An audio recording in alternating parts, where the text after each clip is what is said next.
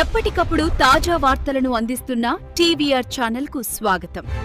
ప్రజల పక్షాన, ప్రజల గొంతుకై. నమస్తే, వెల్కమ్ టు టీవీఆర్ ఛానల్.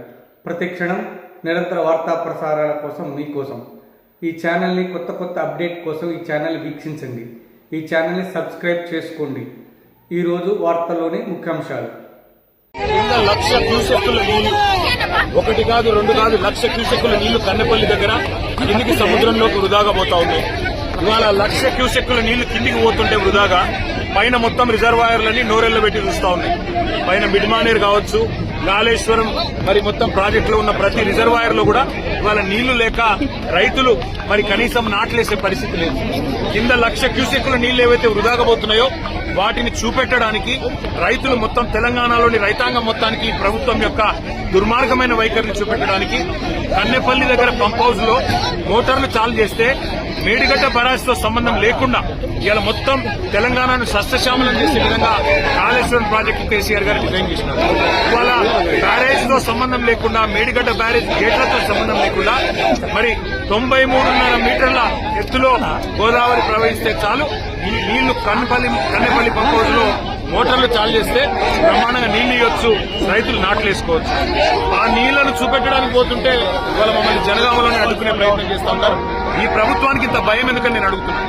కింద 1,00,000 క్యూసెక్కుల నీళ్లు వృధాగా పోతుంటే చేతగాని ముఖ్యమంత్రి నీళ్లు ఒకవేళ ఇస్తే మళ్ళా యూరియా ఇయ్యాలి, నీళ్లు ఇస్తే పంట కొనాలి, మద్దతు ధర ఇయ్యాలి, నీళ్లు ఇస్తే నీళ్లు వస్తే బోనస్ ఇయ్యాలి. ఈ బాధంతా నాకెందుకు, రైతులను ఎండబెట్టాలి, రైతుల పొలాలకు నీళ్లు రానియద్దని చెప్పి కింద బ్రహ్మాండంగా నీళ్లు ఇచ్చే సౌలత్ ఉంటే దాన్ని పండబెట్టిన ముఖ్యమంత్రి గారి వైఖరి, ఈ ప్రభుత్వం యొక్క దుర్మార్గమైన రైతు వ్యతిరేక వైఖరి చూపెట్టడానికి మేము బయలుదేరితే వాళ్ళని చూడొచ్చు, మా వాళ్ళందరినీ అడ్డుకుంటా ఉన్నారు, మా ఎమ్మెల్యేలు, మా ఎంపీలు. అందుకే మేము అనేది ఈ ప్రభుత్వాన్ని దమ్ముంటే శాతనైతే మంచి పనులు చేసి ప్రజలు మంచిగలు.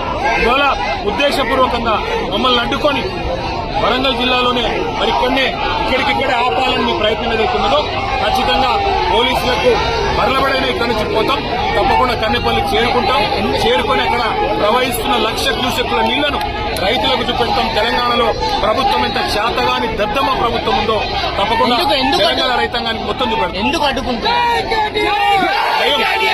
భయం ఎందుకు? కింద 1,00,000 క్యూసెక్కుల నీళ్లు పోతుంటే చేతగాని ముఖ్యమంత్రి, కింద 1,00,000 క్యూసెక్కుల నీళ్లు పోతుంటే పైన పంటలెండుతుంటే నాట్లేసే పరిస్థితి లేకపోతే కనీసం పట్టించుకునే తెలివిలేని ముఖ్యమంత్రి, వాళ్ళ ప్రభుత్వం యొక్క దొంగతనం బయటపడుతుందనే భయంతో ఇలా మమ్మల్ని పోకుండా ఇక్కడ నిరోధించే ప్రయత్నం చేస్తాం. రేవంత్ రెడ్డి సూచనలు రేవంత్ రెడ్డి అనే సన్నాసి సూచనల మేరకు దాన్ని వదిలిపెట్టాం. తప్పకుండా కన్నెపల్లి చేరుకుంటాం. 1,00,000 క్యూసెక్కుల నీళ్లు ఇవాళ రైతులకు చూపెట్టాం. నెక్స్ట్ చేయండి, మా పని చేస్తాం.